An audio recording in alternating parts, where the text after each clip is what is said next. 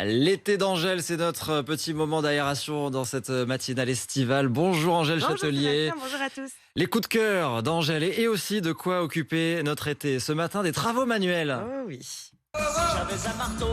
On est obligé quand même de mettre Claude François. Vous voyez cette étagère qui traîne au-dessus de votre bureau, que vous n'avez toujours pas posé, ce mur blanc qu'il faudrait repeindre depuis des années, ces outils qu'il faudrait nettoyer.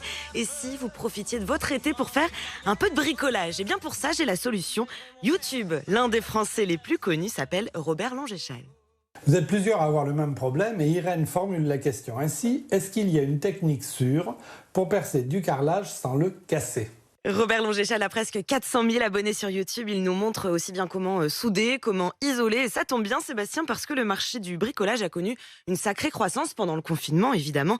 Il a progressé en France de plus de 10% en 2021, atteignant 34 milliards d'euros. Alors moi, j'adore la solution du tuto en vidéo, parce que je suis très nul en bricolage. Il y a d'autres chaînes comme ça qu'on peut suivre? Oui, évidemment, j'ai discuté avec Sylvie Pereira. Elle a bientôt 90 000 abonnés sur sa chaîne YouTube. Aujourd'hui, elle en vit. Et vous allez l'entendre, YouTube, c'est une mine d'or pour les amateurs de bricolage.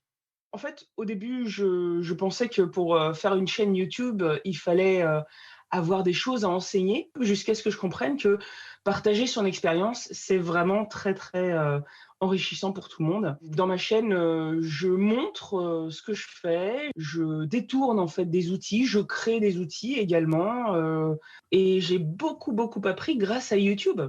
Donc, YouTube peut vous aider à vous lancer, et vous aussi, Sébastien. Bah, je vais essayer. Par quoi je commence? Et bien pour ça, Sylvie Pereira a évidemment quelques conseils.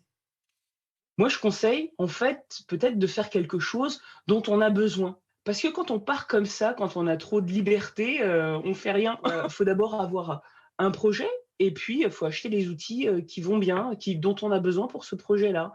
Et puis commencer par quelque chose de simple et quelque chose qui nous fait envie. Il faut surtout pas se regarder en se critiquant, en se flagellant, en disant oh, c'est nul. Mais non, c'est pas nul, c'est le premier. Alors, est-ce que j'ai aimé ça? Est-ce que je me suis amusée? Est-ce que ça a réparé? Est-ce que c'est ridicule? Bon, est-ce que je peux faire mieux après? Si on se demande ce qu'on pourrait bien faire pour commencer à bricoler, ça veut déjà dire qu'on a envie de bricoler. Donc un mot d'ordre, vous avez compris, oser. Moi, il y a quelques années, je mettais encore de la peinture mur et plafond sur un carrelage de salle de bain. Aujourd'hui, ça va mieux. Je sais pas pour vous, mais en tout cas, oser. Oser, commencer. Et puis elle est J'arrive encourageante. même pas à monter un meuble Ikea. Ah non. Je suis très Là, c'est loin vraiment de c'est le ça. début, Anaïs. Faut regarder des chaînes YouTube, vous allez y arriver. Et il faut avoir les bons outils, parce qu'on bricole souvent avec les trucs qui nous tombent sous la main, on n'a pas du tout les bons trucs, et ça, évidemment, tient ça pas, ne les marche pas. étagères. Évidemment, ça ne marche pas. Mais quand on a les bons trucs, on y arrive. Donc, rien du tout, Anaïs, perdu pour la cause. Non, bah, Non. ouais. Voilà. Pourtant, j'aimerais bien, hein. Par exemple, j'aimerais bien essayer de mettre du carrelage. Mais Oh, bah, là, c'est quand même ambitieux. Toi, Angèle, t'as tenté Voilà. des trucs à la maison? Moi, j'ai oui, déjà j'ai tenté essayé de des mettre une trucs, étagère et ensuite, il y Et aura ça ne tient l'étape pas d'après. toujours. Ça ne Voilà. tient pas toujours.